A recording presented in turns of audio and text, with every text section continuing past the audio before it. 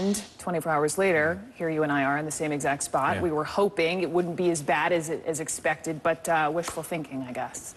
273 people now. 273 now. That came out a minute ago. I was just walking in.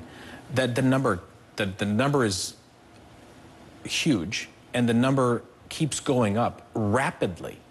They're finding people so quickly now. I don't know where this number is going to stop, and it's very disturbing. You know, if it clicks up 1 or it comes down 2, because that's normal. For it to continue to go up by 10 to 20 people an hour is mind-boggling. Well, it sounds like when you talk to some of the, our crews on the ground, and people talk about, look, if you know a tornado is coming, you huddle in the middle of the home, maybe you huddle in the tub, in the bathroom. But with this particular, swath of tornadoes, it took the whole home, miles away. Yeah, I'm gonna check into some video. I don't know if you've seen this video or not. This is basically just coming in, what the tornado did from the air, from looking down at what used to be literally houses. Why did so many people die? Why did so many people, why now, I guess we're approaching 300. Why could that have happened if everyone was in a safe house, in their safe room, in their closet? Because now as we fly, Brooke, there are houses that aren't there. There are foundations right there in the middle of your screen, and there's not a stick on top of that foundation. Even if you were in your closet, you are still either injured or you were killed. Oftentimes, at least for me, when I think of tornadoes, I think of more of a narrow cylindrical shape. But this, did I hear one of these? It was a mile wide. A mile wide and 60 miles long. Now, not the mile wide, the entire 60 miles. It grew, it got smaller, it grew, it got smaller. But 3 tornadoes out of 10,000 can ever be this big. Only about 6 out of 10,000 can be the F4 scale. The men and women of the National Weather Service are not back yet from their survey, from their damage. We don't know how big the wind speeds are, but clearly 200 miles per hour will be easy. And I've never seen a day where so many were F3, F4, and F5s. When we get the numbers in, they will be staggering at the number of large, it's like having 5 Category 5 hurricanes in one season all making landfall. That's what yesterday was like. We talk about the number 273 now, you're saying, in terms of fatalities over the course of 6 different states. Is this storm system, is it at all moving northward, or is it done? It's not done yet. I have 3 tornado warnings in the low country of North Carolina. Kind of off to the east there. And that's going to quickly move offshore. And the rotation will all be offshore. There's still a potential for some spin down in southern Georgia and northern Florida for the next couple of hours, but not this supercell storm system like we had yesterday. One storm here, another storm 50 miles away, not interrupting the flow to this one. This one never slowed down. They bump into each other and they die.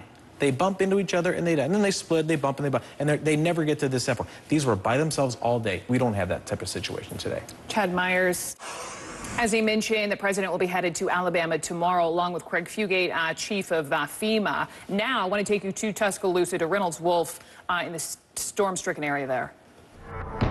One of the worst things about this tornado is not just the destruction that we've seen or a lot of the wreckage, but also some of the heart-wrenching stories we've heard from many of the people. Shannon Thomas is with us. Shannon, you grew up here in Tuscaloosa. What do you think about what you've seen here? I think it's terrible.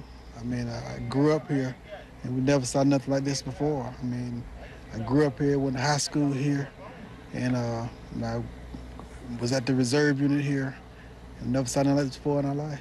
Now, where were you when the storm took place, when this struck? I was at home, and we thought it was, we thought when it was going on, we just heard the train, and it was just like mind-blowing.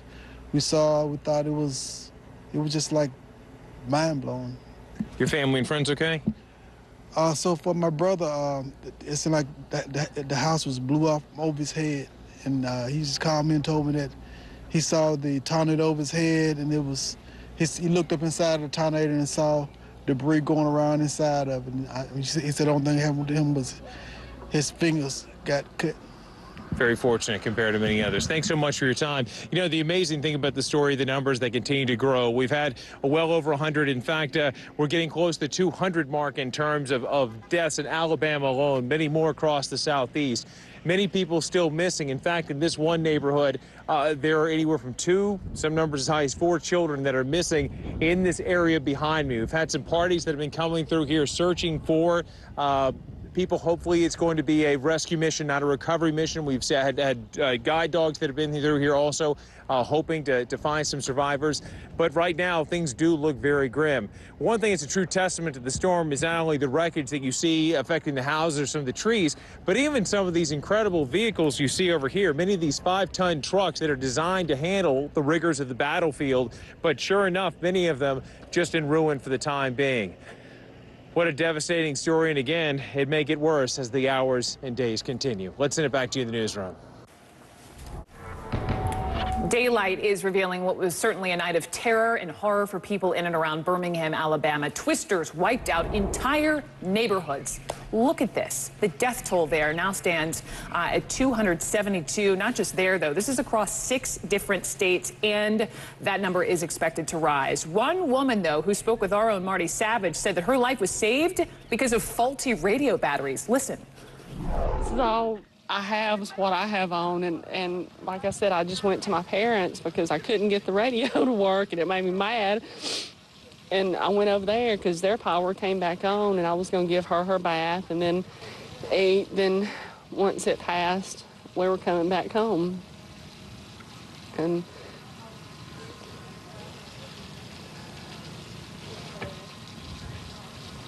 I just can't believe this.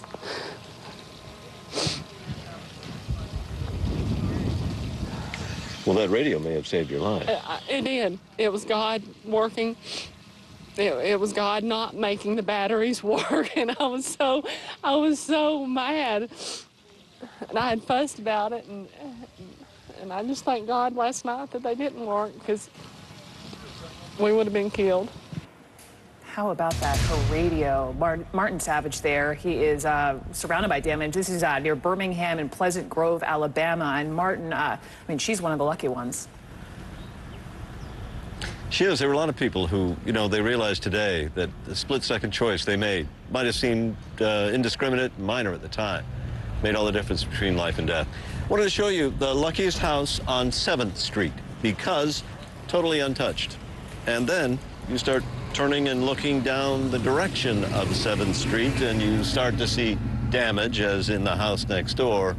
And then the farther you go down this street, the deeper the devastation gets, until it becomes a point of where homes are absolutely obliterated. People have lived on this street for decades. A number of them died last night in a matter of seconds. And it is still something that many people here are trying to come to grips with, Brooke. They've been trying to clear the streets. You might see there's a lot of the debris here. There was power lines that were down. There were huge tree limbs. They've managed to clear it. Took most of the day and deep into the afternoon. They had to use some heavy earth-moving equipment, but now it means the streets are open. For the people who live here, it means they can finally start gathering some of what little remains of their lives and start taking it wherever next they plan to live, at least in the short term. As far as the rescue efforts, they're pretty much done. They do not seem to have found other people.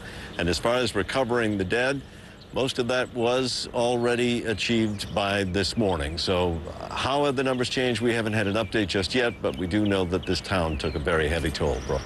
We were hearing from the governor. It's now up to 184 overall in the state of Alabama. We'll be hearing from him at the top of the hour with the latest. Martin Savage, unbelievable stuff there. My thanks to you and your crew.